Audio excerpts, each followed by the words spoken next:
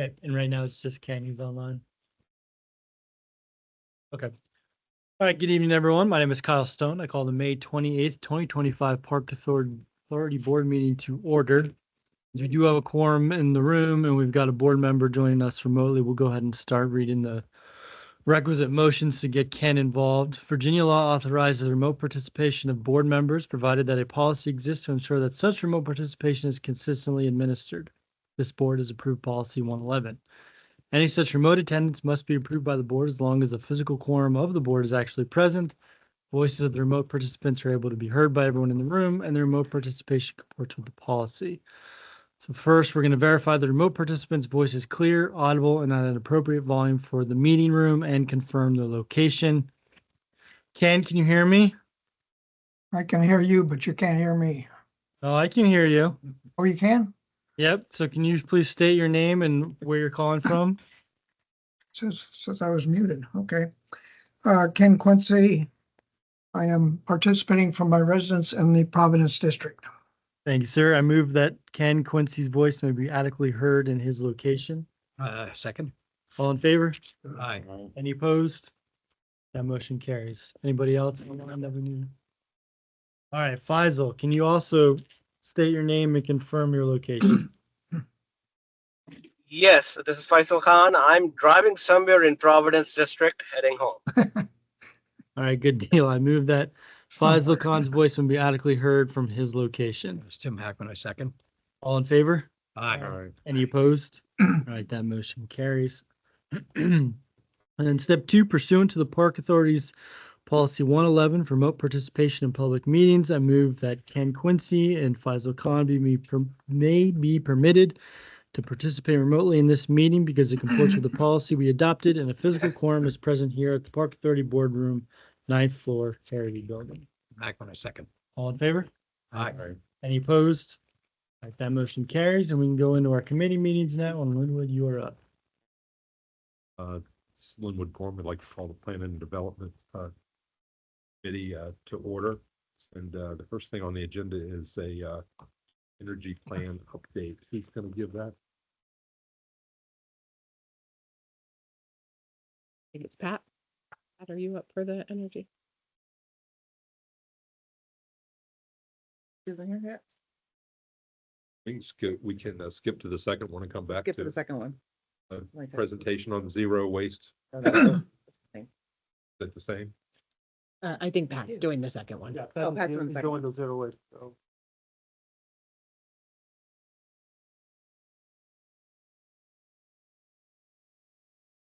Good afternoon, Pat Tomlinson, project manager with the energy branch, and I'm also the Park Authority Zero Waste Champion. Comment, Assistant Division Director for Park. Hold up, there you go.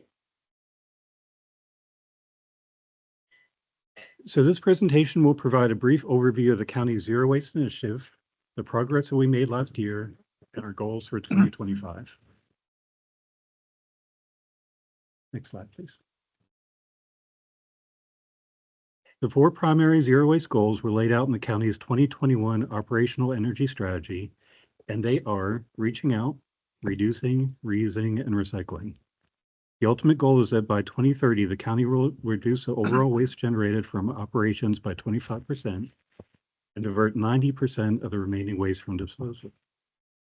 As noted, approximately 29% of county waste is currently being diverted through waste audits, sustainable purchasing practices, composting, and increased use of reusable materials. In 2024, the farmers markets received over $200,000 in plastic bag revenue funding for food scrap collection at all 10 markets, which also included providing compostable and reusable bags for vendors and customers. This composting resulted in over 150,000 pounds of compost being removed from the waste stream. This was a 16% increase from the 2023 total of approximately 130,000 pounds. The farmers markets also received the Fairfax County Environmental Excellence Award for food scrap collection and reduction of single-use plastic bags, and the Governor's Environmental Excellence Bronze Award in April. In July, Hidden Oaks was awarded just under $1,800 from plastic bag revenue funding and used a portion of that funding to purchase a composter to begin composting food and waste generated from parties and staff events on site. 2025 goals include maintaining a successful implementation of compost collection at each of the 10 farmers markets, as well as securing zero waste funding to initiate a pilot program at 4 of the rec centers to replace single-use wipes and paper towels used to clean exercise equipment with reusable linens. Additional projects that are being examined that are not currently funded include expanding compost collection and third-party composting systems, as well as incorporating compostable paper towels in sites that have composting capabilities.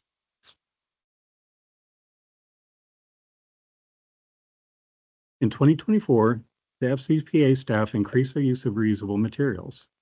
Hidden Oaks used a portion of the $1,800 they received from plastic bag revenue funding to initiate their use of reusable foodware for resident parties and will be the prototype for introducing green party events at other park facilities.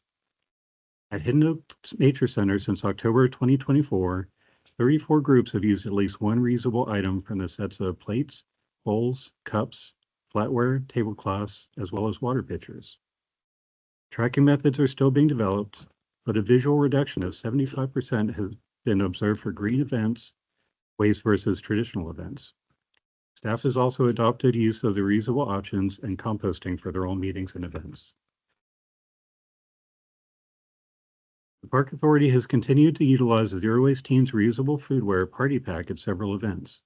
While not currently funded, we're exploring utilizing funding from Zero Waste, the plastic bag tax revenue, or other funds to establish additional programs to provide reusable materials at different park locations following the creation of a core Zero Waste team that includes staff from all Park Authority divisions.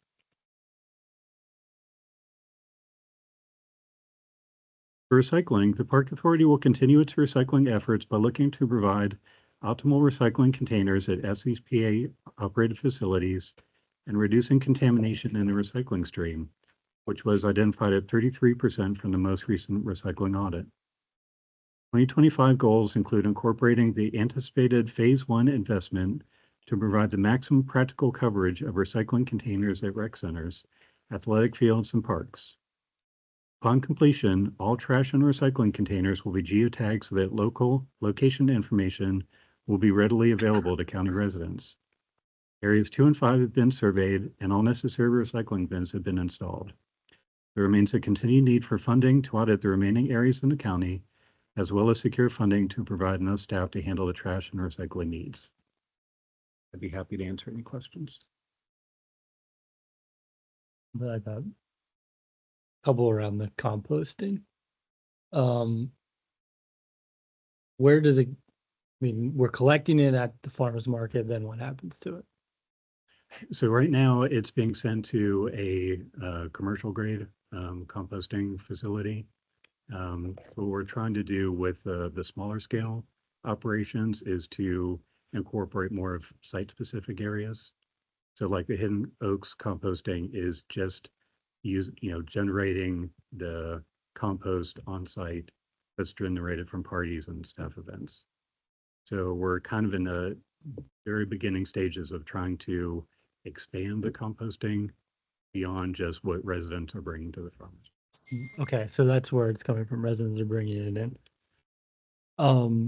And if you went back a slide or two where you're talking about so Hidden Oaks is a test. I also see that we were looking at the golf courses as another place to see that. What is evaluate? Yeah, go one more forward.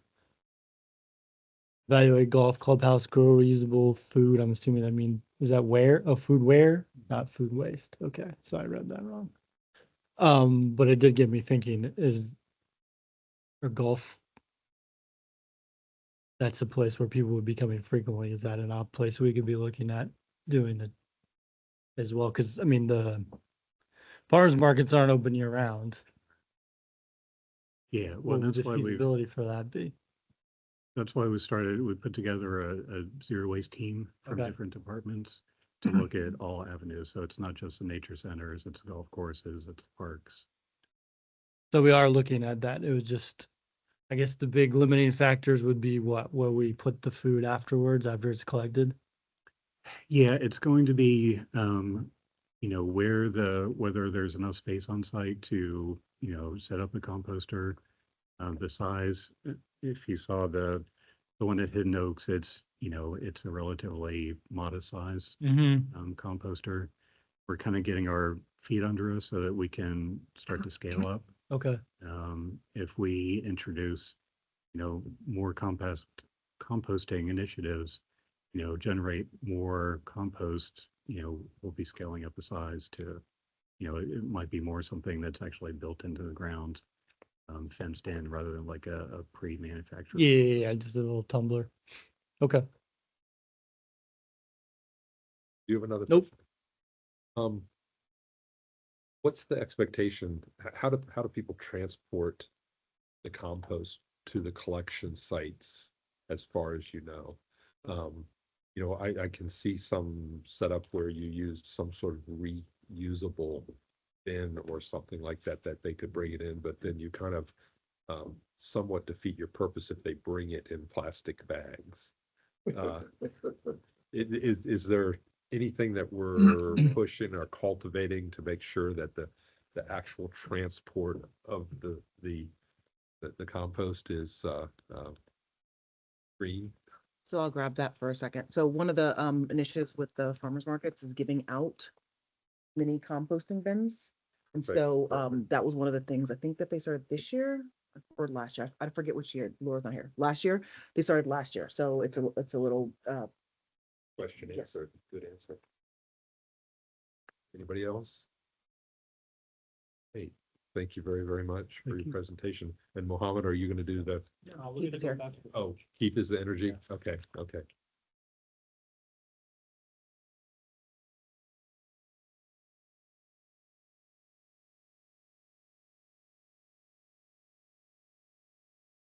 That's our annual energy update, a few months after we usually do it, but it's for FY 25 into FY 24 into 25.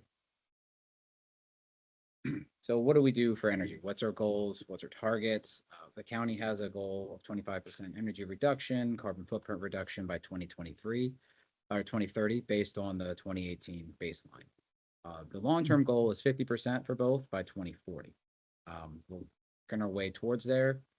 So far, we've seen in 2023, at the end of FY 2023, we're 18.5%. At end of FY 24, we're at 21.4% documented. In the next 2 months, we'll be at 28.2. So we've been able to do a lot of major upgrades across the rec centers and other facilities to really drop our usage down across the years. So are these three cumulative? These are the where we are at the end of each fiscal That year. includes everything in 23 and 24? Yes. Okay. Yeah, so between 23 and 4, we dropped about 3% of our usage, and 24 to 25, we went another 7%. Okay. Slide, please. How did we get there? So we had some major projects done during each fiscal year through our energy savings performance contractors, or ESCOs. CMTA is our county contractor. We were able to do major equipment like boilers, air handlers, solar array, geothermal at several rec centers. We're in the middle of construction at Franconia. We're just wrapping up construction at Oakmont, but we've had completed projects at South Run, Cub Run, and Spring Hill. So by the end of the fiscal year, we will meet our 2030 target.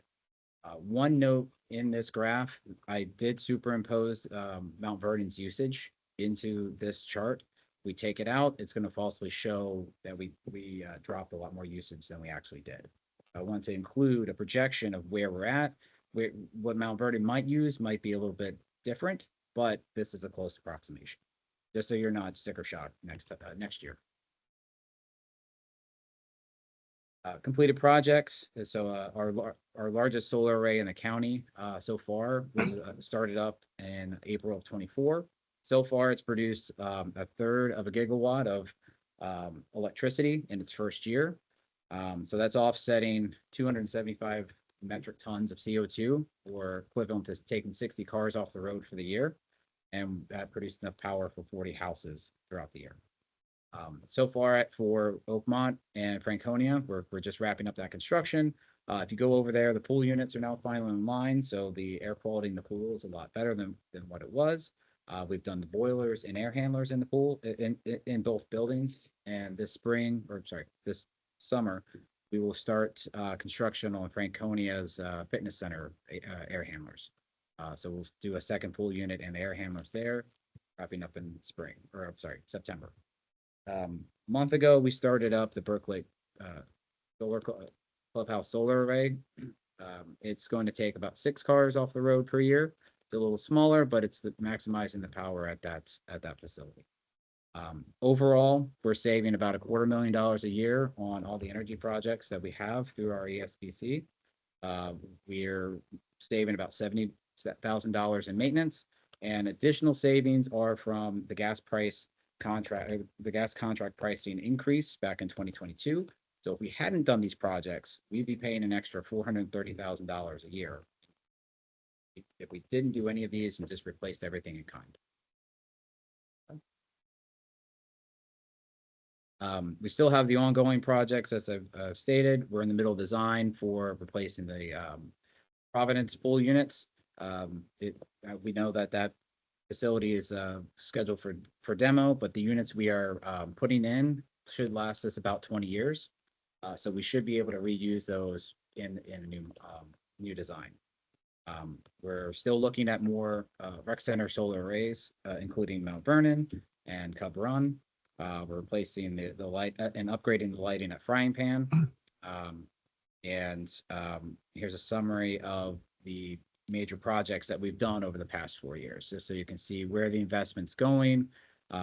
We're saving about $430,000 a year. The actual costs are about $25.6 million. That 430 represents not that full investment, but it represents about 30% of this investment that's going to the energy upgrades. If you take about 30% of that 25.5 million versus a $500,000 savings, that's where the real investment came. We would have had to spend 70% of that 25 million anyways, just to upgrade the equipment that was end of life. So by spending a little bit more, we got a lot more savings, and we're meeting counting goals at the same time. One of the things that, sorry, Keith, I'm just gonna pause for a second. One of the things that we've been talking about with DMV is the fact that the disparateness of the savings and the money, that's great. And we do see a savings, but that savings does not help us with the CIP, right? We don't get that back. And so in reality, we have to match the money that we get from OEC. We can't just get the money and then do a project. We have to match it. And so it really does sort of getting into all of our CIP issues, like the rec center issues. It gets that we see an energy save to do the right thing, to see an energy savings. We have to spend $1 million of CIP money to spend $1 million of their money to see the savings, but it's still $1 million out, where in reality, we're making the choice of doing something that's good for the environment and good for sustainability, but to the detriment of our CIP. So it's a very circular thing that we're having a conversation about, this match. And when we had ARPA funding, that match was easier. That we don't have ARPA funding anymore. So just to put it out there in general, it's gonna get harder and harder. And we're making these decisions for the 2026 CIP of prioritizing things because we have to match it. Did you want to add anything? Did I do that right? Okay, thanks.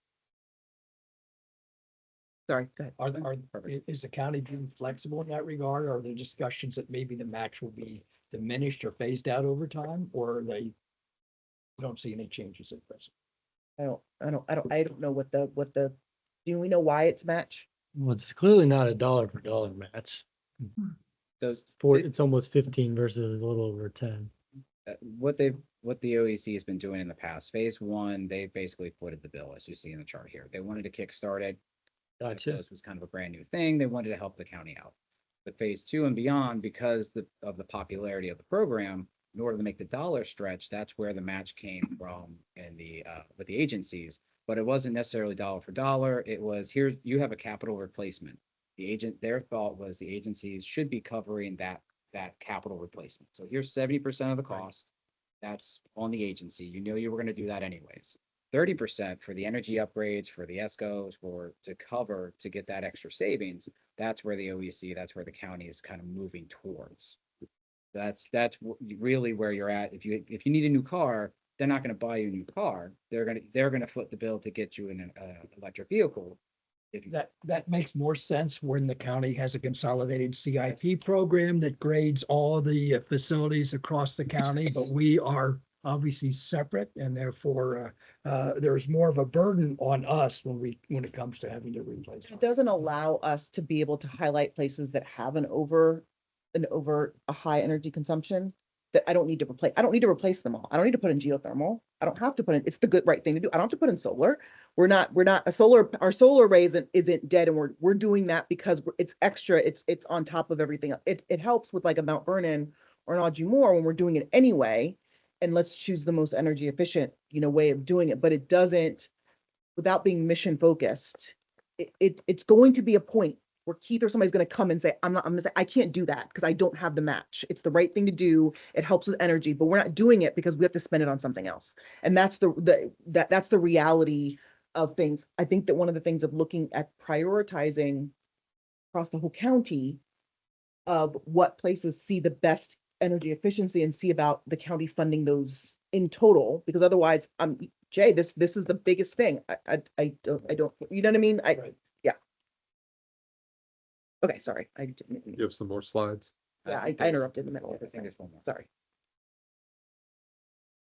So we have gotten some recognition for some of these projects, for the investments. I think Jay presented a few months ago, the Azure Award. This is the most prestigious HVAC award there is. So it's an honor for us to be able to get that through the Cub Run investment. We will not be able to submit for Spring Hill until next year. You have to have a full year of operating data. That's why Cub Run's got awarded now, even though we finished it back in 2022. And we did also get awarded the Department of Energy Better Buildings, Better Practice Award for comprehensive energy retrofits at Spring Hill Rec Center. So that's here if anyone would like to see that. It's kind of just a certificate, but we were able to present at that conference, and we did just speak last week at the Virginia Department of Energy on the ESPC contracts, trying to help other jurisdictions with their journey into energy savings. So utilizing these types of contracts and setups so that the state itself can save more money with better investments and better coordination. Got a couple questions. Mhm. Where are we at on that project at the Laurel Hill Golf Course as far as covering the parking with the solar arrays and stuff like that? What's the status of that? That's a good question. Unfortunately, that is no longer an active project. What happened, we signed a contract with the solar vendor right around the time that they increased prices, and they refused to honor the pricing. So that went away, unfortunately. It became cost prohibitive to install. Okay, so you don't foresee that coming back? The ground mounted canopy attached arrays for the park authority are not financially viable. The size of parking lots that we have, just the cost to install and the cost of steel rising. They're efficient at maybe the emergency management parking lot. They're really looking there for other reasons too. It's an ulterior energy supply, but that is a larger parking lot where the investment makes sense. On the smaller scale, they went from a single price to a 3-tiered system. The larger the system, the cheaper per kilowatt. Smaller systems, we don't really get much more into the second tier, so our pricing just isn't economic. If you haven't seen them before, it's kind of far from here, but the Well, that's what I IKEA was, in College that's what I Park. was gonna say. Oh, yeah. The reason it's front of mind for me is it's the first ones I had seen in large scale. I was up at UMass, not this past weekend, but the weekend before, and they had like some of the stadium parking covered with them, and it made really nice parking areas, So very nice shaded parking this areas. is So there's exactly the point. multi-benefit. This is exactly the point Yeah. I just made. Never going to build them because I can't afford them. Right. It's a great thing. It's great for streams. It lowers the impervious surface, the effect of hot water going across. The heat island effect, it lowers heat island effect. It does so many great things, but they're cost prohibitive and there's no way coming in. We can't do what's right because that's a very good Yeah, but And that- point. just- That's also why you don't see them Yes. across the county.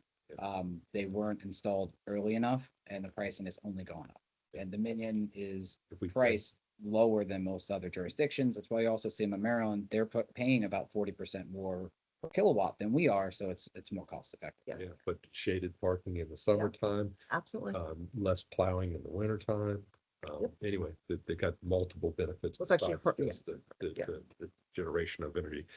The other thing is, you were projecting, the Mount Vernon Rec Center for energy. And, we're, I think about doubling its, square footage. What do we expect to be with, energy consumption? And also related to that, I've asked the question in the past and was told that the building was, equipped to add solar to it easily, although it was not in the original plans. Where is it on the radar for the solar in the future, which you actually mentioned in this presentation? But where are we going to be energy consumption since we redid all of the mechanical and lighting in the whole building? Are we able to be about where we were? Right, so I'm still trying to get all the numbers together to get a more formalized estimate, but because of where the upgrades we've done at other facilities and the square footage additions, we're only looking at maybe a 10 to 20% increase in overall usage. Okay. By upgrading the original boilers, we at Cub Run, we showed that by separating the boilers and upgrading them, we dropped 60% of consumption there. Electricity wise, and the HVAC units are more efficient and they're actually designed for the spaces instead of retrofitted into existing area. So that overall consumption is going to be more efficient. We're just starting to get the bills turned over to us from the contractor. So that right now it's kind of just guesswork at this point, exactly how we maintain the facility, but it's not going to be doubling the consumption from the previous building. It's going to be more, Yeah. but that I factored in 110% of the previous building's consumptions, and which we didn't do any upgrades. We did minimal efficiency work because we knew it was going to be demoed. So it should be somewhere in that ballpark. 10 to 20% increase right now. And hopefully when it gets in the queue with the solar on the roof and stuff like that, we can be what it was maybe. We're actually doing a walkthrough on Friday with our ESCO CMTA to take a look, so they can work up an initial audit bid. So we're in that part of the process. There's no agreements yet. It's just the initial what's feasible. Get the size of it so that we can work with OEC to try to get some funding for it. Now we need to keep in mind the use too. Now we have like 2 rings and 1 pool in one facility. Oh, no, I understand. So- And again, I said it's about double what it was. And I was considering the 2 rings, the, enormous foyer that's in it now, a 2-story foyer and, 2-level fitness when it was in the lobby before. So yeah, it's, my loose estimate was it's twice what it was. If we had not, it would use twice the energy if we had not done things to make it more efficient. And what we will do is we'll back calculate out, because this is a new building. We'll back calculate what that usage would have been back in 18. So it's not just we're held to that. We don't have that information yet, but we realistically, we have met the 2030 goal, even without Mount Vernon. Anybody else? Richard? I noticed in your slides here, you had a picture of the Spring Hill geothermal field work. Is that a viable and cost-effective option for other rec centers in the county? Great question. We actually are going to have I'll be doing a podcast later in June with the Department of Energy. They invited us because of that board to talk about the geothermal well field and options specifically. We had a lot of things line up to be able to make that viable. Not only did we have cooling towers and chillers at the end of life that we would have to replace pretty much immediately. We had the opportunity to move major air handlers. The pool units were end of life, so we were able to move them out of the room they were in onto the roof, utilize that for the water source heat pumps.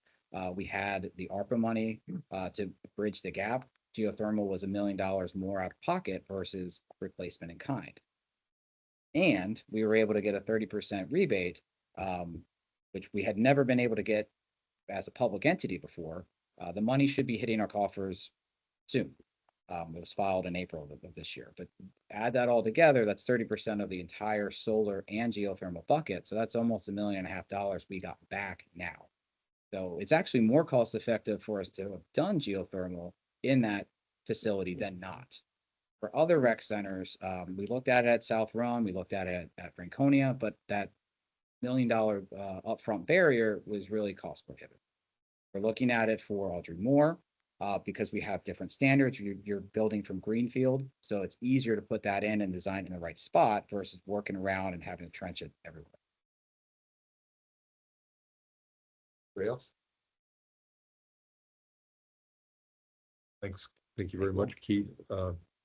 Who's gonna do the Next. orderly?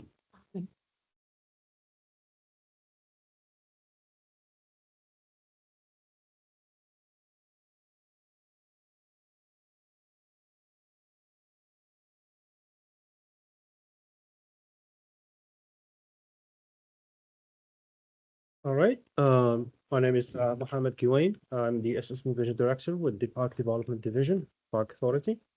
And I'm gonna go through the QSR, the first quarter of 2025. Right. So the first one is at Braddock District. Next slide. This time. Yeah, so the Wakefield Diamonds. The Wakefield Diamond scope include the renovation of the fields, the demolition of the existing bleachers and dugouts, pads, and the installation of new player benches, bleachers, and dugouts. Additionally, we added black vinyl coated chain link fencing and the related amenities. The cost of the project was funded through the General County construction. And the final cost was about $1.4 million, completed in April 2025. Mohammed Mahmoud was the project manager for that project. Franconia District, Jefferson Manor Park. The scope included outdoor, the replacement of existing outdoor furniture with new ADA accessible furniture and new accessible routes throughout the parking to connect all the amenities from the parking lot. The cost of this project was funded through the park bond and General County construction, mix of both, and the final cost was about $1.3 million. That was completed in March 2025, and Sayonara Aguilera was the project manager assigned to the project. All right. Providence District. I'm sorry, Mohammed, would you go back? Sure. You had that last said one at Providence. Right. That's not correct, is it? That wasn't Jefferson Manor. No, go back one. That's not Providence. I think you said Franconia. You said when you were Franconia. introducing. I think It's Providence. Is it Jefferson Manor is Providence? I'm fairly certain. Jefferson Manor, Franconia. Go back one more, maybe? I said Franconia. We'll, it's not, Okay. we'll confirm it, but just, for some reason, I didn't think that was in Providence. I thought that was in, Franconia District. Keep going. Sorry. Rockstar Park developments that we just did the ribbon cutting last Saturday. And the scope included a small picnic shelter, accessible loop trail, natural playground fitness cluster, open play area, parking lots, and related site work. The project was funded through the Park Construction Board, construction bond, and the final cost was $1.9 million. This was completed back in March, and Kelly Davis was the project manager for the project. Right. Springfield District. The Berkeley Golf Center. The scope included the installation of a new 55 kilowatt rooftop solar array that will offset an estimated of 22% of the building's annual electricity. The project was fully funded by the OAEC, the Office of Environment and Energy Coordination. The project cost, final cost was $215,000, and was completed back in March 2025. Pat Tomlinson was the project manager for this project.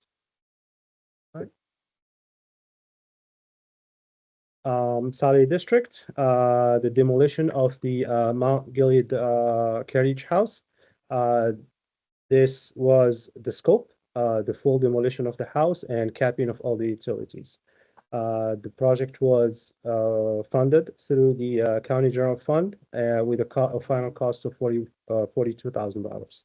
That was completed back in February 2025, and Sam Gavender was the project manager for the project. All right, I believe this was the last one. And this is the roof replacement and the structural repair at the Mount Gilead Carriage House. The scope. Mount Gilead House. Yes.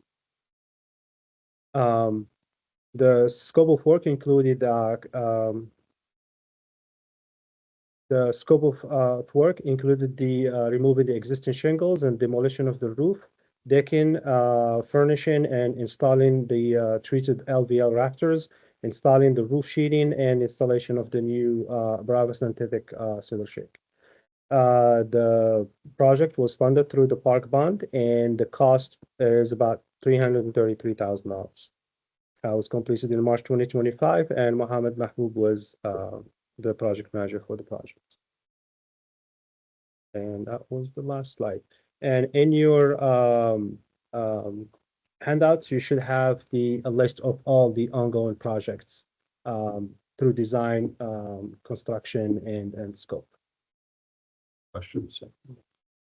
Just one on the the longer list of items. One thing that caught my eye, it was a countywide project where you were wayfinding signs and markers for FCPA trails. I guess this particular project was on the Jerry Connolly Cross County Trail, but it did make me wonder just generally what's going on with kind of wayfinding and markers, because I know in many cases our trails are not particularly well marked. I don't necessarily need an answer now, but if some information could come back at some point. Sure. I think we have a project team working on James, I think. James is the lead. Anybody else? Thank you very much, Mohammed. All right, So thank who's you. going to talk about the Reston North Playground replacement? Yeah. Hey. Positive than a playground. This one needs some replacement for sure. Good evening, Melissa Emery, Special Projects Branch Manager. Here to talk about the Reston North Playground replacement. Okay, so this may actually be the oldest, if not, it's one of the oldest for sure. It may actually be the oldest playground left in our inventory, dating back to 95. So it's well past its useful life, and the retaining walls. So it's currently a 2-level playground.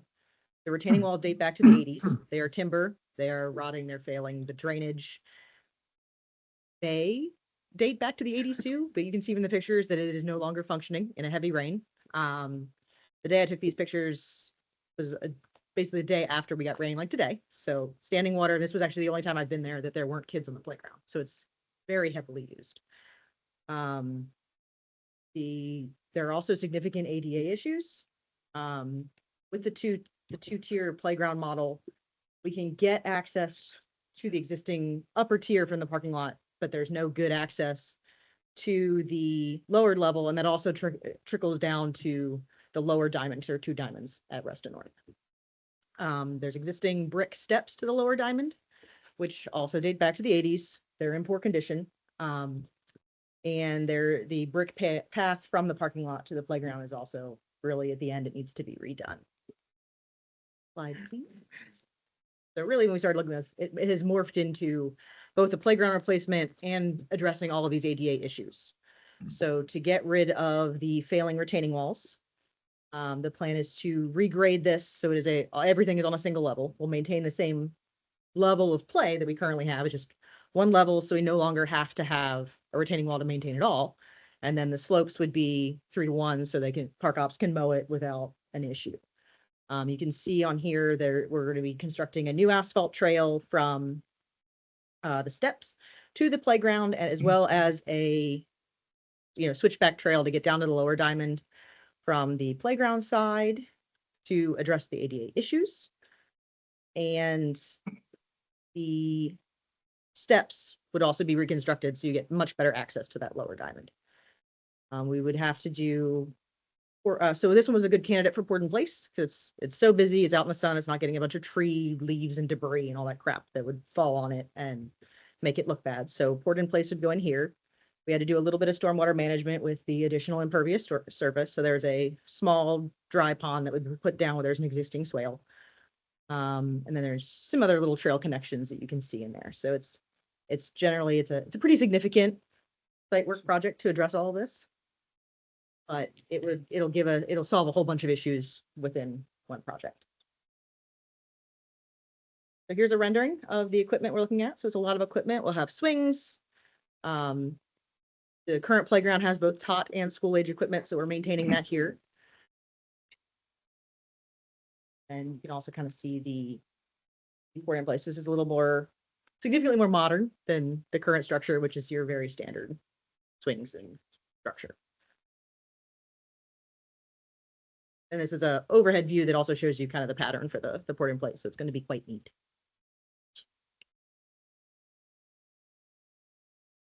So we're expecting to, scope approval is now. We'll button up the last bit of design issues in third quarter, and then finishing construction probably next spring. And we're coordinating with Area 6 to make sure we don't impact any of the baseball use over there, avoiding tournaments and anything else that they might have. On funding. What's the elevation difference between the parking lot and the playground?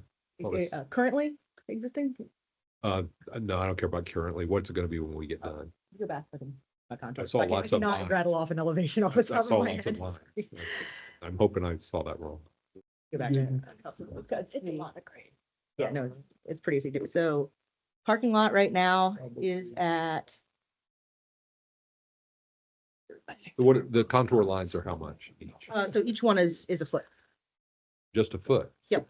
Yeah, so we were very careful to make sure we were maintaining 3 to 1. The parking split, lot? 6 feet. So 6 foot difference. Okay, Yeah. good. I'm just Yeah, no, wanted to make we're- sure that those weren't 5 foot or 10 foot contour lines. We're not letting anybody fall off a cliff. Okay, thank It is literally built on the second worst piece of land in Brest. I was a little league coach when they put this in. I'll bet a developer. There's no water, there's no water available. We tried to dig a well on Diamond 1 to get irrigation, and we came up with a dry well. And it is literally built on a landfill. Run a line from the Home Depot.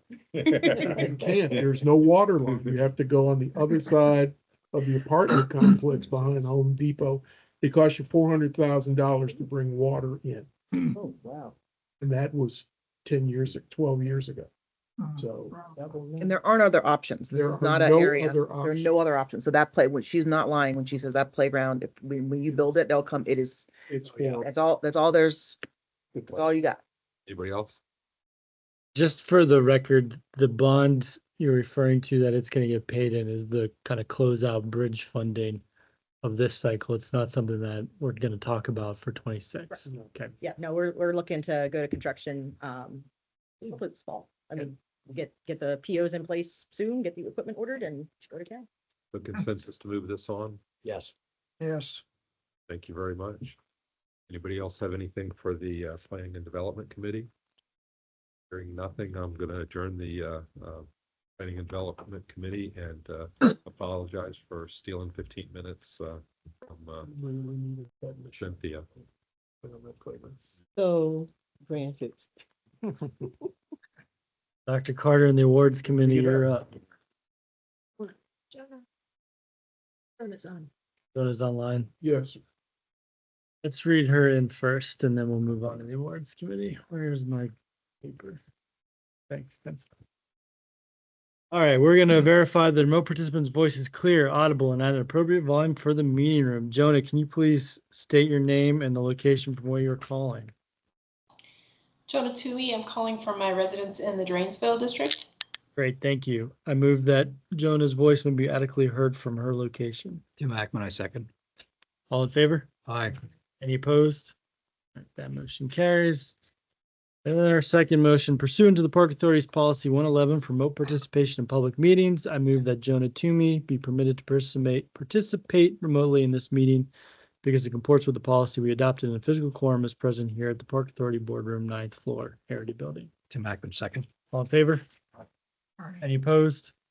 Okay, that motion carries. Now, Dr. Carter, you're up. Okay. So the time has come for us to look at the Ellie Awards, and I turn the meeting over to our colleague here. Thank you very much, Allison Rankin, Management Analyst in the Director's Office. We are actually going to postpone the first item of the Ellie awards. Did not get quite as many votes from the board as we would like to have clear consensus on the winners. So we're going to postpone this item to the next board meeting. That still gives us plenty of time in the schedule to. So if you haven't filled out the survey Diane has sent, please do so between now and then. Please, please, please. And if you don't, you'll hear from us with plenty of reminders between now and then. So please participate. Gives us. I don't think you should scold the people that didn't. I think you should credit the people that You did. Many, many thanks to those of you that did participate. We appreciate your votes. So I submitted Yes. mine at 2 a.m. yes, you did. I saw that. I was quite impressed. I submitted mine in the last 5 minutes. Participation is participation, and we'll take it wherever, whatever Still time works working for on you. That is totally fine by us. So, or even emailing, Avon wasn't feeling well and didn't do the online form, but she emailed us her votes. So that's another option. So we'll move to the second item, which is our resolution for the outstanding volunteers. We had 20 outstanding volunteers nominated by our sites for this year's program. We're excited to celebrate them at a summer concert this July. It will be July 10th, and it will be again this year at the Government Center. Chairman McKay is going to join us to help us celebrate. I hope many, if not most of you, can join us as well for that recognition. We had a great time last year, so we're looking forward to repeating that experience again this year. Fingers crossed for good weather on July 10th so that we can all celebrate together. Where's it gonna be? July 10th, it's a Thursday. A government center. What time? Not It was 100% sure 5. what time. I think it started. 4 or 4 or 5, something. I think those concerts start pretty quickly after think the it was workday, so at the Government Center, 5 or 5:30. We'll send out more details. Gotcha. Thank you. With that. But we had the list of 20 volunteers that won the outstanding volunteers in the packet. As you can see, it's from a wide variety of sites. It also has many 5 o'clock. Has many different ways that our volunteers participate and are recognized and valued across the system. We had a landscaper, we had archaeology volunteers nominated, we had a pottery volunteer, a park volunteer team lead, adapted aquatics volunteer, and I'm a site leader, and many more. So it's exciting to see all the many ways that our volunteers contribute and are valued across our system. So tonight we have a resolution for you to approve so that each volunteer will get their own resolution the night of the concert, as well as a nice gift. And tonight, we'll have that resolution. So, may we have an approval to move this forward? Minus, okay, I move. Just looking for Motion. consensus. To move it forward. Consensus to move it forward. To move it forward with the exception of the nomination forms that we will. Will be a separate- All we're doing is moving forward Resolution. this resolution, which I will read at Yes. later this Consensus. evening. Yes. Thank you. So moved forward. All right. Tim, you're up. Thank you, Allison. We have call the budget committee meeting to order. Whom do we have presenting the third quarter reviews? So while she's trying to entice more people to sit next to her, I believe. Oh, there's Josh. Mike has moved on and taken a position in Department of Public Works and Environmental Services. And so that's why you see different faces. Up here, Josh is, so there's a temporary little bit of an org change. So you'll see Josh when it comes to financial stuff for a little bit of time. Sarah, you'll see also HR. I'm going to take on, I'm trying to think of what else that they might need to talk to. Asset management is going to be under Kim for a little bit of time. And then what did I miss? IT is going to be under Amy. So we're just sort of splitting it up until we replace that division director position. That's good. So Thank you. Well, welcome. Hey, I'm Katie Amiga. I am the business office manager. I'm Josh Coleman, Park Services Division Director. Kelly Sackett did not want to come up here. She's sitting in the back. Okay, so we can go ahead. So tonight we're going to go through the third quarter review for both general fund and revenue fund. So first we're going to go through the general fund. We can go to the next slide. So first here we're reviewing the third quarter request. So you can see on the left-hand column what we requested. So a total of close to $7 million.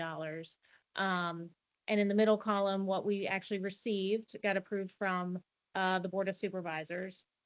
So we didn't get everything we requested, but we did get a decent amount of money. So we got $300,000 for security and increased contract costs. So this $300,000 obviously will be used for security, but could also be used for summer concert series or other increased contract costs that are in the general fund. We did receive the equity positions. There's no funding. Along with that, we're using the equity funding that we've already received in the general fund. So the equity positions were approved.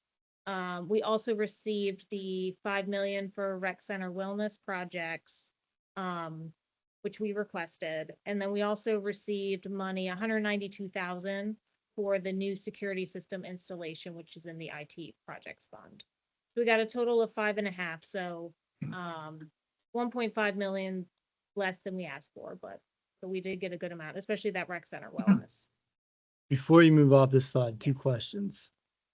Summer concert series dollars and the zero waste dollars. Do we still think there's any chance of that coming in carryover? Okay, so the summer concert series, what Katie was explaining, we only asked for 164. They gave us 300. So they basically grouped the two together. We got a little bit less than we asked for. Am I saying this right? We got a little bit less than we asked for, but they just grouped the two together. So we're going to use that 300 for both the summer concert series and security. Right. And Okay. so that, right? Am I saying this? Am I I not? think we may lying? still have an additional requested carryover. Okay, there we go. The Get to the gap. 280. The 280 Yeah. amount yes. because of the budget cut now Right. taken. That Oh, impacts right. another year, but they've been funding it through carryover and through third quarter for the last several years to fully fund it. So Okay. we will likely need another request for Request there. carryover. I think we've gotten a chunk, just not everything we need, the full operation this summer. Okay. But to what he just asked, is that gonna be to make up the difference between the 300 and what, 440 or whatever it is? 445? Those two items together, Yeah, Yes. it'd be something right along those. right? But lines. so it's to make up that delta. Yeah. Okay, sorry. But then on the zero waste, I know coming out of the budget, there was talk about DMB directed by the Board of Supervisors to look at. So in the budget guidance for this year, in the budget guidance, Chairman McKay, guys, title, Chairman McKay put in the budget guidance to fully fund the rest of the two phases of trash and recycling, one time in the through carryover, the one time, and then through the budget, the staff. So in the past, we've been sort of asking for phase 2, and then the idea is after that, we would get phase 3. The budget guidance is saying do all of the phases together. So we should be getting that in the baseline budget next year. And through carryover for the one-time funding. Okay.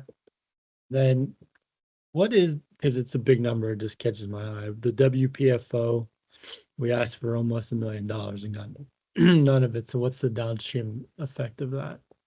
So the costs to maintain athletic fields continue to go up, as well as the salaries for staff that are maintaining the fields.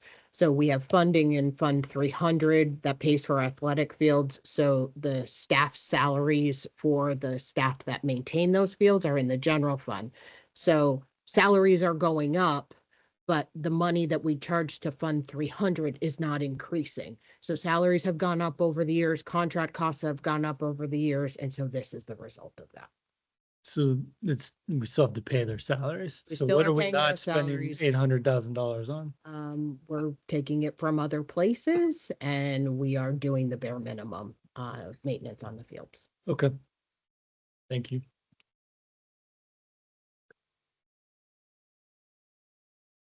So these are our third quarter results. As you can see, and Tim, I saw your email about Yes, trying to make it less confusing. thank So you, this appreciate is- that, thank you. So we're working on that. This is not current yet in the board item, but we will mimic what's in the presentation and what's in the board item. So hopefully you can look at it and easily understand kind of where we are. So just quickly review, we're looking at July through March is third quarter for FY 24 versus where we are FY 25. And as far as the color coding, the orange color, it just basically means that's what we expect to see. So, nothing alarming there. So for total revenue, obviously the revenue isn't there because we no longer have RecPac. RecPac is now with the NCS. So we expected there to be this difference between last year and this year. Compensation is right where we want it to be. It's nearly flat. Operating is up slightly above. We would estimate about 3% increase, so it's slightly above that.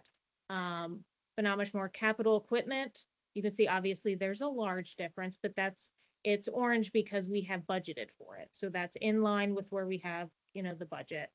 And then our recovered cost or our WPFO is down over last year by 10%.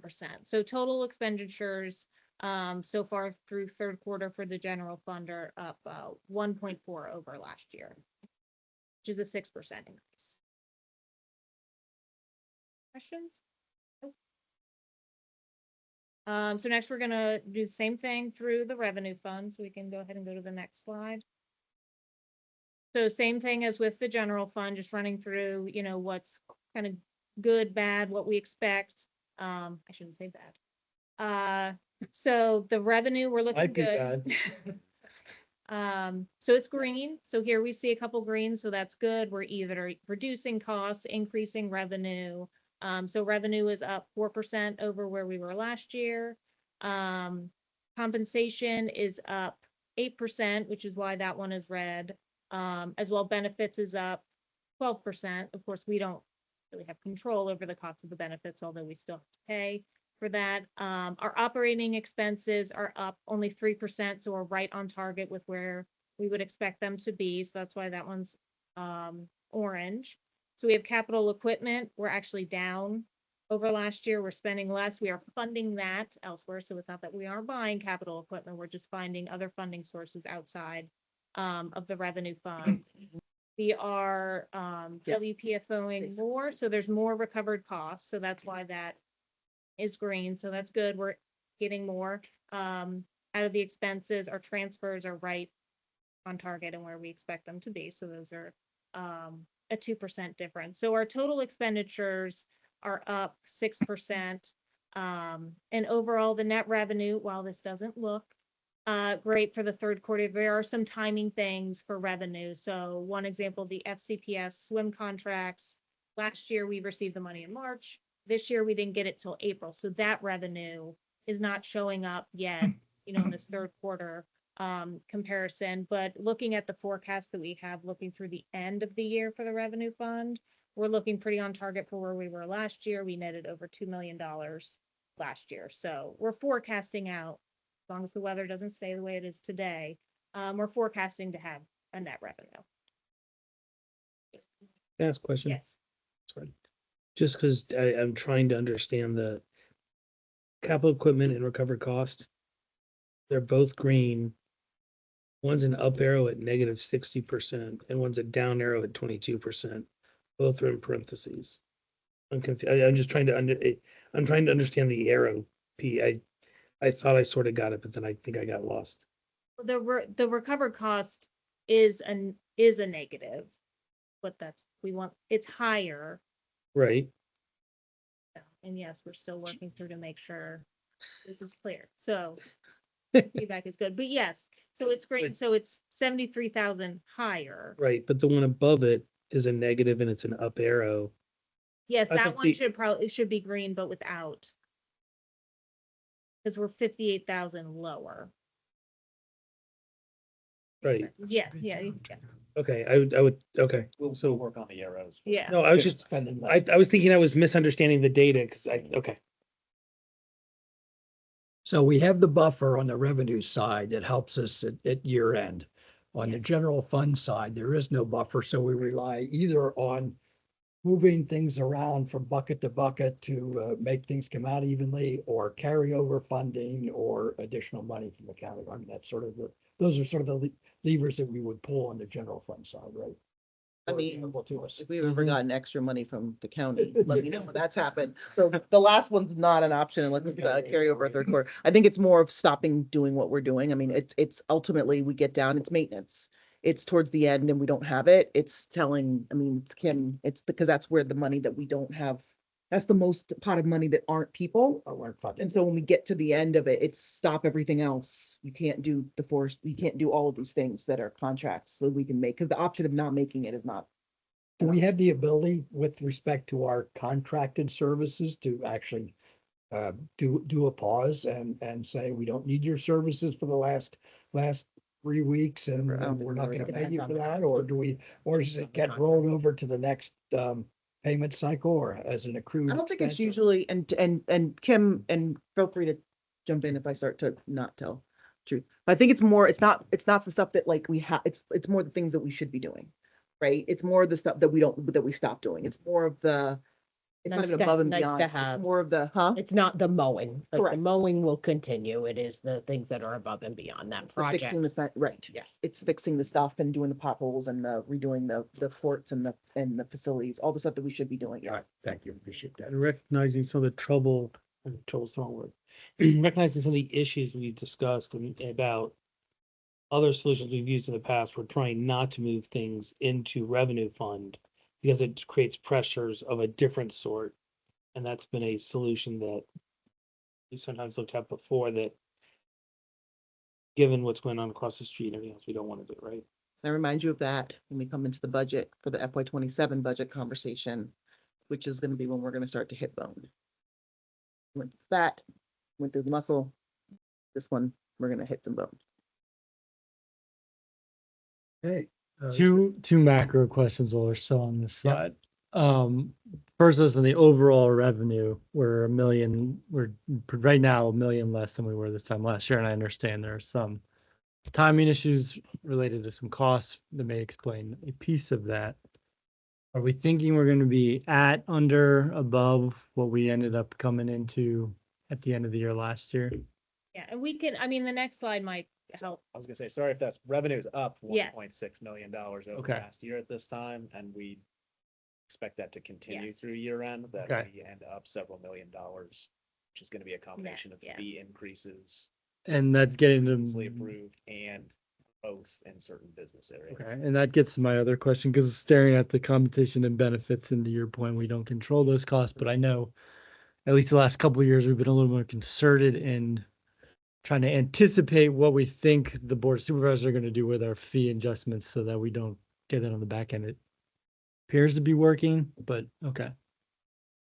I think so. I think we've been hitting pretty close to the net goals. I think the net goals are even a little bit higher than we've come in the last few years, but $4 million is kind of the way we start with our net goals. Typically, that's pretty ambitious for our system and the expenses that get tacked on. We've been clearing, 2.5 million, I think last year, even a little bit more than that the previous years. We're on track, I think, to be somewhere in the 2 to 2.5 Yep. this year from the projection standpoint. I think that combination of the fee increases that you all have approved previously with the continued growth is keeping us where we need to be. 4 million goal is to be able to reinvest in the system with the deferred maintenance needs that we have on top of some of the other financial requirements. So to the point earlier on the general fund and absorbing stuff in the revenue fund, it's just going to impact the fees we have to charge ultimately and the lack of deferred maintenance money in the revenue facility that. Thanks. One other question just in this space, that revenue increase is, we have a line of revenue that has gone down, camps. So the, No. yes. can't- It's What, rec pack? I'm sorry, rec pack. No, that's general fund. That's general. General fund. Okay, that's right, because it's. Oh, Sarah and Josh would never let us let that go if that was revenue. in the general. Should have known. Yes, should have known. Yeah, no. So you have more, Katie, or is this? Yeah, there's a couple graphs that just help fit this. The next slide. So this is the revenue. So we could see we're here in the third quarter. So looking at year over year between FY 21 to FY 25, we've been almost up. Second quarter was pretty flat, but we've been up in our revenue over last year specifically. And we're projecting for the fourth quarter to continue to be above revenue where we were last year. Next one. So this shows expenses. So we're creeping up a little bit higher. You know, we were pretty flat Q1 and Q2 as far as expenses were compared to FY 24. We creeped up a little bit this third quarter. We're projecting we should hopefully stay flat as far as expenses go in fourth quarter. And the last one is the net. So this is just showing our net comparisons. We've been almost neck and neck, maybe a little bit down as far as net goes compared to FY 24. But we're evening out again. We'll probably be, if last year our net was about 2.5, we might be a little bit lower than that, but we should clear at least 2 million. So, any other questions? Okay, Katie and Josh, thank you very much for the committee. These were just information items, so no census to move forward. Seeing no further questions, I adjourn the budget committee. All right, and then we are in recess until about 7:30. All right. Dinner recess? Oh, it is. Can't start anything until 7:30. Oh, thank you. Hey, Yeah, Josh. Thank you. I was, So how sure? pretty honored. We had that option, but former executive director screwed that up pretty totally. Well, We're good? look for it after the, All right, we are back after the in Bill session. Adria's not here. Who am I asking to see if we have speakers? Brittany, do we have any speakers?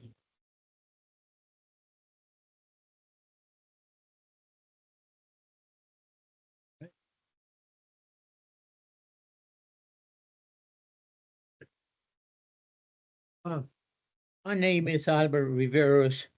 I'm a member of the Providence Recreation Center since it's open.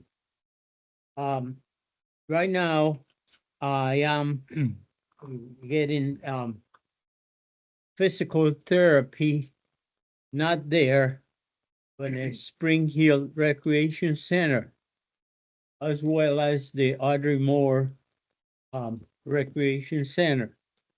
I'm aware that is done by Innova. There is a connection between the Park Authority Recreation Center centers with Nova. The service that Innova is given is excellent. It's out of this world. Been in other physical therapies that in my book they're fly-by-night outfits, franchises, and of course Nova. Even though I'm not too fond of the humongous place it is and the bureaucracy that they have, this service that I get from Springfield and Audrey Moore is terrific. I would like to have something like that in Providence Recreation Center, which is closer to where that I live in Seven Corners, and also in Oakmont. That would be real nice to have something like that, at least in near future. But my suggestion is that it should be on all the recreation centers. Doing my research on it, apparently it is the space that is not available in some of them, which to me don't sound right. But again, I have nothing to do with the spaces on the recreation centers. But for the years I've been a member of the recreation centers, they come and go, they change all around. And my suggestion would be Nova is big enough that they could maybe you and that is the Park Authority and Nova do a little extension construction for something to make them more happy, as well as the patients that are going there. They're kind of small, the offices, the facility, the people that that is the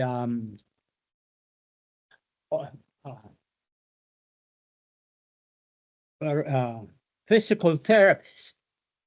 That's another thing that you have to keep in mind, because there's only one aquatic physical therapist, and Audrey Moore. So I mean, I guess that would be part of. I know what to hire or have more aquatic physical therapists, which it is the greatest thing physical therapists, aquatics, suffer from arthritis, and the aquatics is the greatest. They also have dry needling. I don't know if people heard of that. It's not acupuncture. It's been certified by the Commonwealth of Virginia, the health department, and those two aquatics and dry needle should be on as much as recreation centers that you all can tied up with. I know.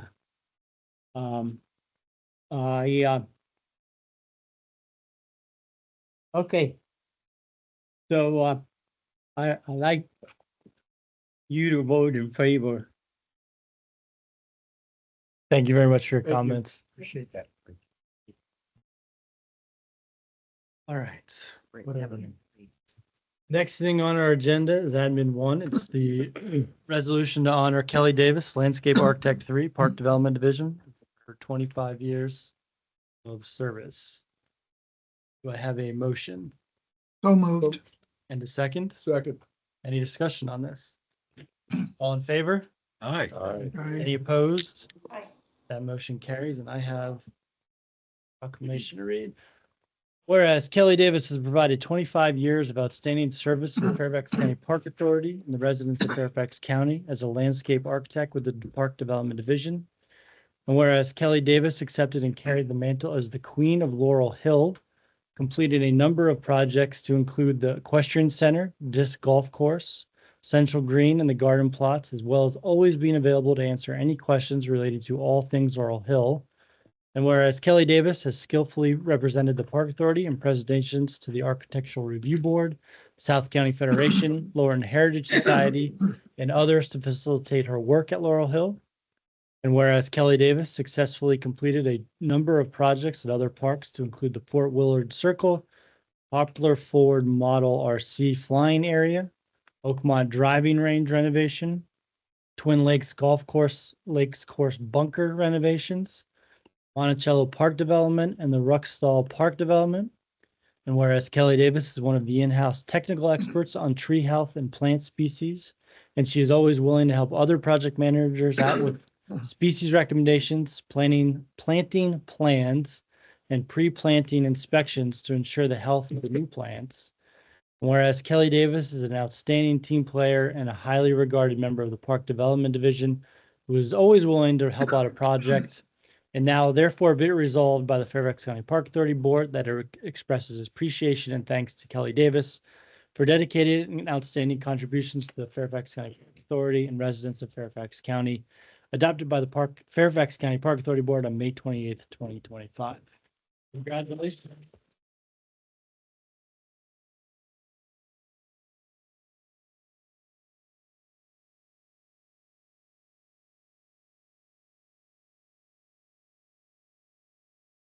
Say, I just thank you for 25 years. I never thought my career would span from playgrounds to prison renovations. Retirement.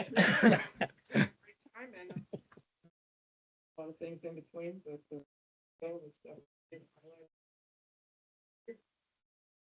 Thank you very much, Kelly.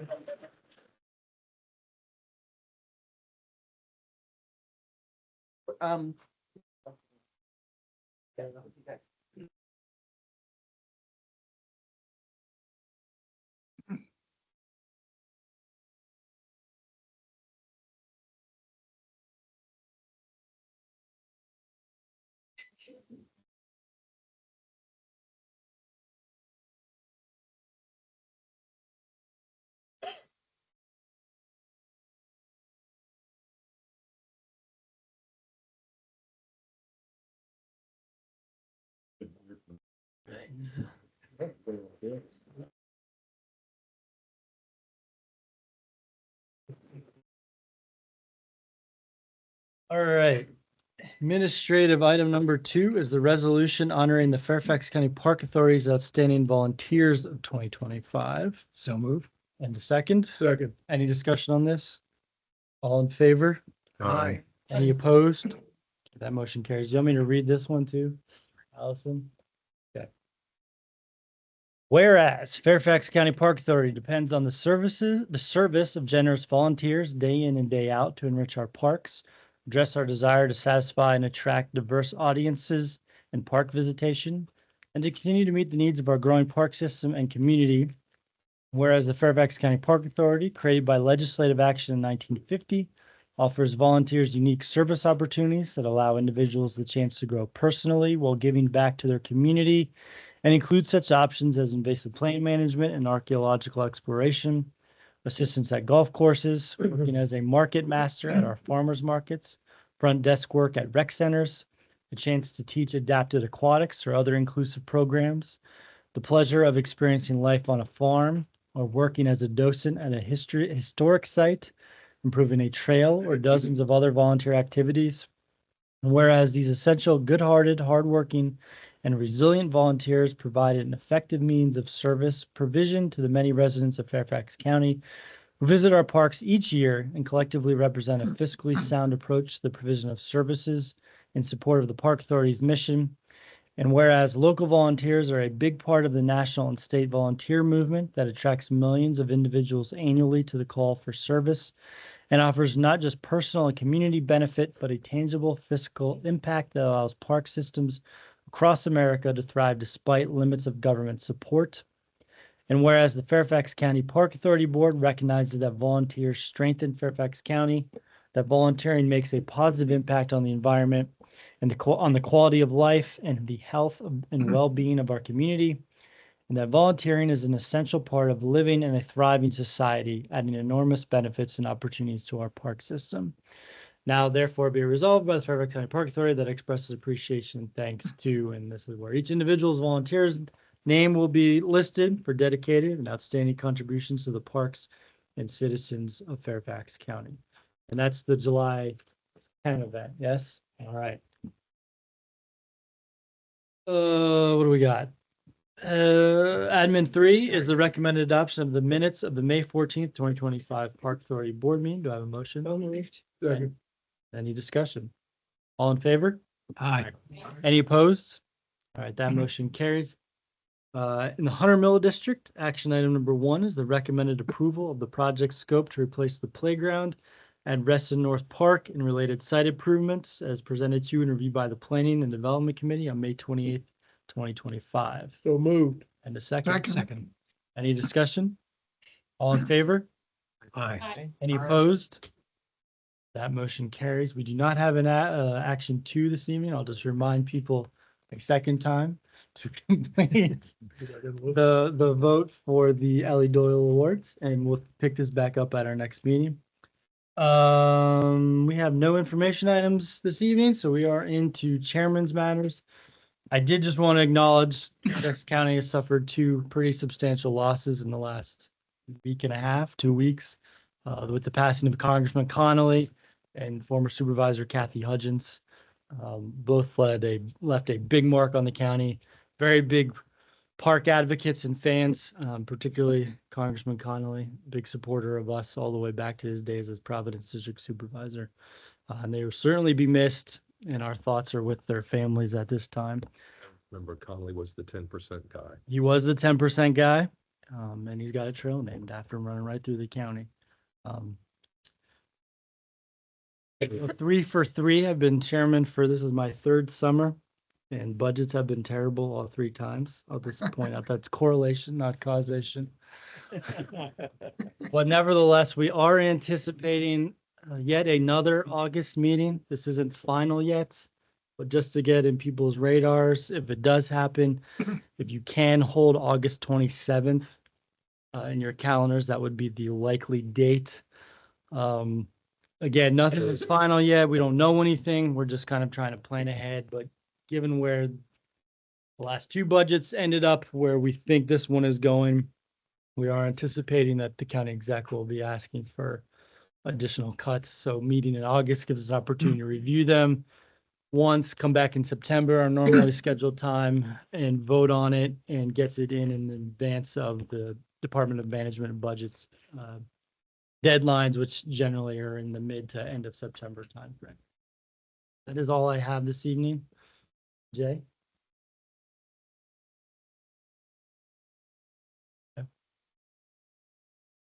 That'd be enough to memorize mine. You're Okay.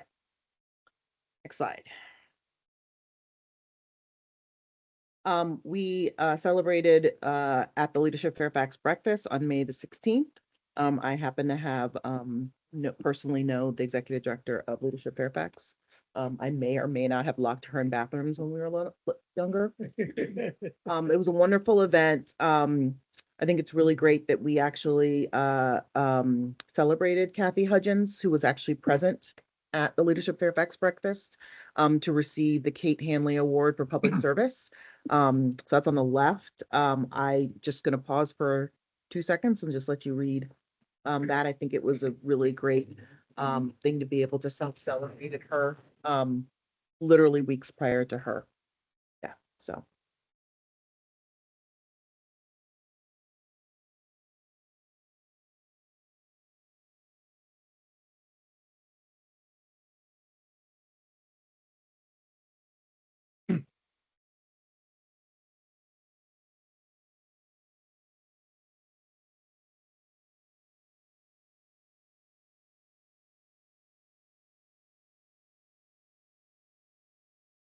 Okay.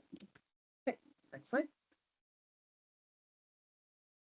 We had the ribbon cutting for Ruxtall Park on May the 17th. It was a really fantastic event. We talked about some of our special guests were Northern Virginia Conservation Trust, who, for those of you who've been on the board for a while, Ruxtall Park was donated to NVCT in her will, and then they sold it to us, the Park Authority, at a significantly reduced rate to put it in conservation. This is a very good example of a complete park at a smaller scale. It's not very huge, but it has a trail running around it that's roughly about a quarter of a mile. It's got playground equipment. It's got adult fitness equipment. It's got picnic shelters. It's got everything in a somewhat urbanizing urban environment. So it was a really great ribbon cutting. The kids loved the playground. It was a great day. Next slide. On what's the next one? So Mount Vernon Rec Center, we're continuing to get that finished. It's one of those things where it's a wonderful building that we're working through. It's literally almost like walking into a new build house when you look up and you see the big sign, this is Mount Vernon Rec Center, and you see the rock wall and you don't see the uneven floor that needs to be fixed and other stuff. So staff are working quite literally around the clock almost site to get this site opened as soon as possible. It will be opening next month as a soft opening sometime next month, and 2 sheets of ice. It'll have a track around the outside of it. It's just a really phenomenal. Driving a Zamboni is on everybody's bucket list. Say it again. Driving a Zamboni is on everybody's. Listen. Oh, see, no, you see, you weren't supposed to, because my question was, did you know what you were sitting on? That was gonna be my question. First of all, we now have problems. I thought we were close. We are. Do I not know what I'm sitting? I literally opened the garage door and everybody rolled their eyes. It's not an ice. Rolled their eyes. They're like, what are you doing? I'm like, of course I'm gonna get on the Zamboni. Then I got schooled that it's not actually a Zamboni. It's what's it called? It's a what? It's Olympia, because Zamboni is a product. It's like Kleenex and tissue. Yes, Correct. exactly So I'm right. actually not sitting on a Zamboni. Right. See, I listen. I just want to point out to everybody that I was there that day when all these pictures were taken. You notice I'm not in any of the pictures. that she- Smart, not live, bottom right. You were standing right behind Dan's Linwood, door. yes, you are. Oh, Yes, you are. There you go. Dan Stark's Exactly. kind of loud. Exactly. All right, next slide. Bombing. May 20th, we had the joint meeting with the Board of Supervisors and the Park Authority. Thank you so much for everybody showing up and coming to that. I think it was a really great time and event. I will say Josh is very happy to report that Fairfax now, the headline is talking about a boom in golf that comes from that joint meeting. So it was a really great time. I think the Board of Supervisors really liked hearing all of the wins and all the great things that we've done. Next slide. Needs assessment update. So here's some updates about the needs assessment. Community events, we've conducted in-person outreach at 6 of the 9 Board of Supervisor districts. The remaining 3 are scheduled. We passed out project flyers at various events across the county. We're having these focus groups. All 3 of the Park Authority Racial Equity Index Opportunity Area focus groups have been held. The remaining 3 focus groups include Athletic Council, Fairfax County Health and Human Services agencies, and the environmental organizations. They're going to taking place in June. Actually, we already had that HHS meeting, by the way. I was there, so we did that one, I think, already. Stakeholder interviews, most of the stakeholder interviews have been held with 1 to 2 pending final confirmation. Surveys, we've had over 800 responses received from online surveys. That survey ends on the 15th of June. Our statistically valid survey, we're at over the halfway mark of our goal of having 600 surveys and on target for responses, which is great. And then additional activities, flyers and posters in our opportunity areas, social media outreach geared towards opportunity areas, and with less online survey participation will take place in June. If you have this in your LinkedIn or your Facebook or anything else, if you don't have a link, I just encourage, or people or groups, to please get the word out about the needs assessment. It's so important that we hear from absolutely everybody or groups in the county as to what it is that they are looking for in their Parks Department. Next slide. Golf. Josh, did you want to do this slide? I can do it. Okay, great. So Golf Fairfax, these are some of the summer sort of previews. As we all know, this was Memorial Day weekend this last weekend, so we want to talk about some of the really important things that we are doing. So golf, I'm not going to read every single one, but Burke Lake Golf Center for golf clinics. There's a bunch of clinics happening at Burke Lake and Pinecrest. We've got a ton of tournaments at Oakmont and Burke Lake and Jefferson at all of our golf courses except for Laurel Hill, I believe. We have camps at Oakmont Golf Center and Twin Lakes. So those of you who are there heard, golf is booming, and we're very excited about being able to expand the sport and really make sure that all of our residents get an opportunity to play. Okay. Summer preview, camps. We are going to be having weekly camps at most sites June through August. So some of the new things for 2025 is we have camp field trip destinations at Sully and Coleman Run Mill historic sites, which is great. We're having hockey at Lake Fairfax Park. nature-based camps at Woodland Stewardship Education Center, and adult summer camps at Riverbend. Our marinas are open Memorial Day through Labor Day. In June, we have some major events.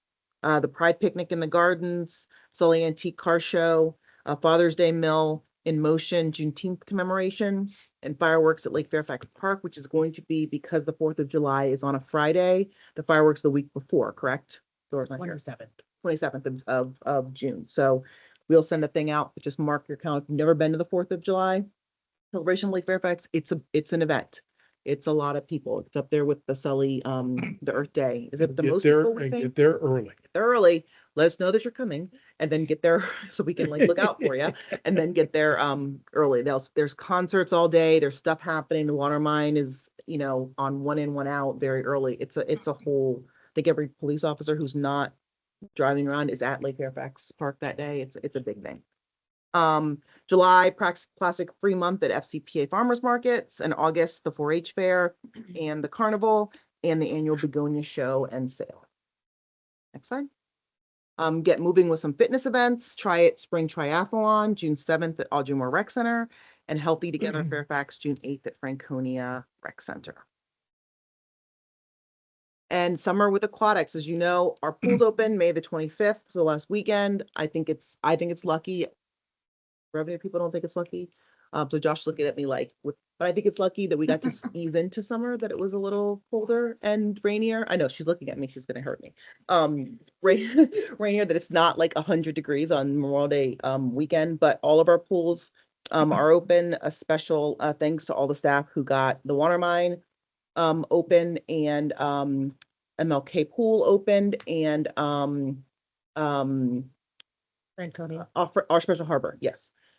Do we know, and I'm going to put them on the spot because they're not here. I meant to ask Luca. Do we know if the other water parks got to open this weekend, or did any of them have to delay because of staffing issues? Do we know? Hmm.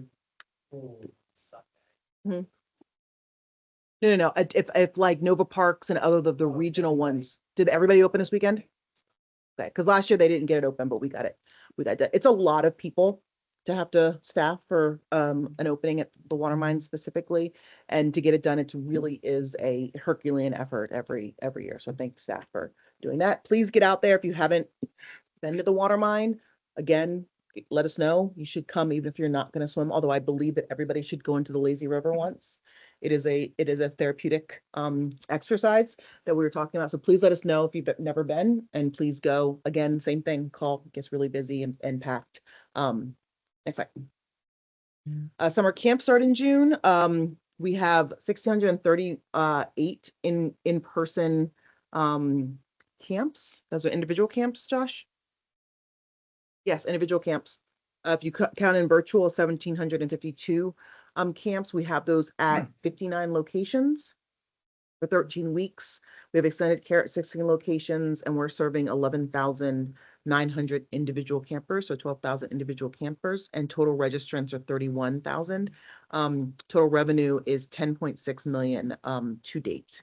I tell everybody our camps are, we're one of the rare counties where you think of camps, it's the park authority, it's the parks camps first. Everybody wants to get into park takes. A lot of other places are trying to show proof of not validity, but proof of quality.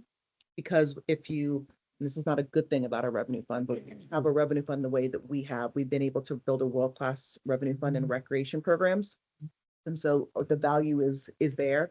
Other places that charge very little for their amenities are trying to convince people that even though they charge very little, it's still a quality program. So they're trying to make that case. So we have opposite problems when I meet with different directors across the country. I think that ours is more expensive, but the easier lift, because all we have to do is we've done the hard part. Now we have to just we just have to get rich and lower the cost. So it's a really a testament to all of the staff that are working. I don't know anybody else who has many camps, as many locations as we have. And it's just a great thing. If you want to drive around and check it out, I think that every single location with a covering is going to have a camp. Next slide. Summer entertainment series. We have 184 performances, June through August, 17 weekly venues, 8 musical series plus 1 movie series, 4 children's drive-in movies, 51 genres represented, and the arts in the park. Remember, this year, we're doing the same summer entertainment series as last year. The cut will happen next year because we'd already signed contracts. So this is not with the reduced schedule. Next slide. Park operations by the numbers. So this is a park acreage by area. We talk about maintenance all the time. You were at the joint meeting. We talked about mowing for a little bit of time because it's a really good way of explaining how it is that how much we end up having to do. I always talk about sometimes like just take bioretention, and people are like, why is it so expensive to do, you know, bioretention or whatever. It's like, imagine having a garden and then having it be like 5 miles from your house and then add 25 other ones that you also have to do. And that's really park operations in a nutshell. So this is the areas broken down by park, for park acreage, number of park sites, trails, playgrounds, etc. I highly encourage, and we can get this to you because we have this broken down. I believe for the maintenance memo, we broke it down by district. Kim, do you remember? We did. So if you're curious as to what your district has, how many acres, how many miles of trail, etc., we can definitely get that breakdown for you. It's a really good snapshot when you're trying to advocate for more things to be able to say which, and knowing which area manages your parks and whether or not there's overlap is also really important. So it's a lot of. This is, when I hear the answer, I know this is going to be a really dumb question. But same with total parkland acreage of 23,000, but we mow 32,000. What did I do? Say again. School. It's park. School. Say it again. You're mowing it more than once. No, you're mowing something more than once. Is that what it is? There's a lot of parks that are trees. Thank you. So we own, so for the record, we own 23,000 acres. We don't mow 23,000 acres because a lot of it is most of it is natural areas. So the 32,000 is the cumulative how many acres are mowed per mowing season. So at those acres that we mow 1,800 and something acres, 18 something. Okay. 4 times or whatever it is. Yes. I knew there was a good answer. Okay, next slide. Some highlights. We had tournaments. We had 4 softball and 38 baseball tournaments. Is that Patriot Park North? Is that what we're talking about? Patriot and Wakefield. Patriot Wakefield. Some of the projects that we completed in Park Ops include basketball goal replacements, athletic court resurfacing, field irrigation improvements, diamond field dugout roof replacements, dog park improvements. When we're talking about earlier, what do we not do? This bottom thing is the answer. Because these are the things that we should be doing, but the things that aren't, nobody's going to come for us, like mowing and those kind of things. So this is the things that when we don't have enough money at the end, fall by the wayside.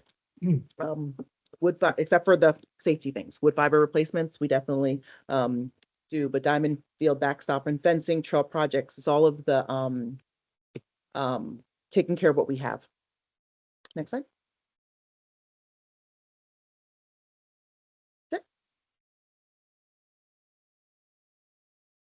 Let's start online. Faisal. And nothing from me, sir. I'll pass. Thank you. Jonah. I'll pass as well. Ken. I will second Jay's comments on both Mr. Conley and excuse me, my gosh.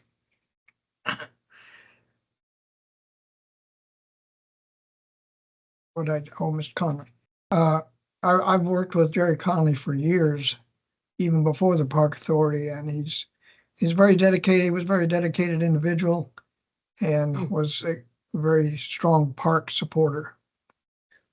I also want to second her comments on Ruxtall Park, which is not totally unique, but it was unique the way it came about.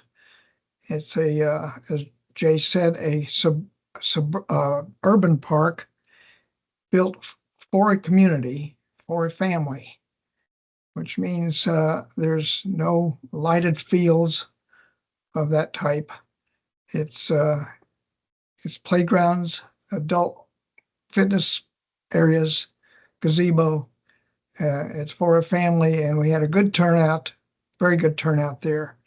A good example of how a community park can come about, and we had a lot of community support. That's all. Thank you, Ken. Mike? I just, Jerry Conley and Roy Hudgens, we didn't always agree on politics. But no one should doubt how much they cared about Fairfax County and what they contributed to Fairfax County to work to make it a better place. And it's not just for the Park Authority, but in many, many areas. And it's a loss to the families, but it's also a loss to our communities. Rick? I'll second those comments on Jerry Connolly. I knew him for 30 years. Lived in the subdivision next door to him, so I knew him as the homeowners association president of Mantua, and that's where he got his start in it. So it is a great loss to the community.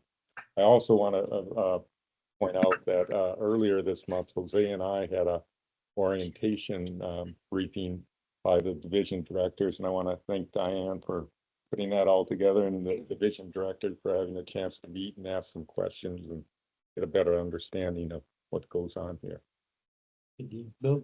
Certainly great comments about Congressman Conley and Kathy Hudgens. I'm here because of Kathy. She appointed me. She tricked me. She asked me, she called me up and she says, you know, I have a vacancy on the Park Authority board. Can you help me find somebody to do that? And oh, by the way, please be sure to include yourself in that pot. So that's how I got suckered into being here in the first place. But she was absolutely great. And I take full credit for Jerry Connolly becoming a congressman. I anointed him congressman. In my first public event on the Park Authority board, we did the ribbon cutting at Stratton Woods Park. And that was also one of Jerry's first events as chairman. And so he came up and I was pretty nervous. And so I introduced him as Congressman Jerry Conley at the time, and not Chairman Jerry Conley. I'm sure At the time. So, but you know, we acquired, he threw out the challenge of 10%. During his time as on the board, we acquired almost 8,000 acres of land due to, in large part, to his support. So he will always go down as a hero and a dear friend in my book. And then last but not least, outside of this, the Reston Community Center got their CAPRA reaccreditation. And I'd like to thank the staff led by Sarah and team that helped us put together our initial accreditation package a few years ago, and certainly give them credit for assistance, the RCC being the only agency of its kind that's got CAPRA accreditation. So we're pretty happy with that. Jose? Nothing for me today. Linwood? Just echo all the positive things that we said about Jerry and Kathy. Dr. Carter? Well, I would like to echo these three words that we've heard Allison and Diane say time and time again: vote, vote, vote. And I thank you. All right, we are done unless anybody's got anything else. We're adjourned and we'll see you guys in a couple weeks. Thank you, guys. They tell you you're welcome for the CAPRA. Huh? You're welcome for CAPRA and all the things that she did. She wanted me to make sure that. All right.